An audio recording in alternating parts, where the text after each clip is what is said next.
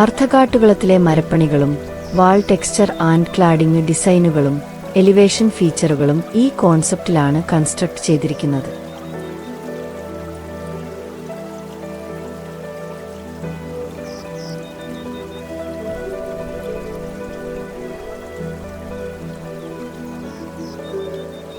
തുറന്ന നടുമുറ്റം ഒരു മുഖ്യ ആകർഷണം മാത്രമല്ല, ക്രോസ് വെന്റിലേഷൻ മെച്ചപ്പെടുത്തുകയും ഇന്റീരിയറും ചുറ്റുമുള്ള പ്രകൃതി പരിസ്ഥിതിയും തമ്മിൽ യോജിപ്പിക്കുകയും ചെയ്യുന്നു.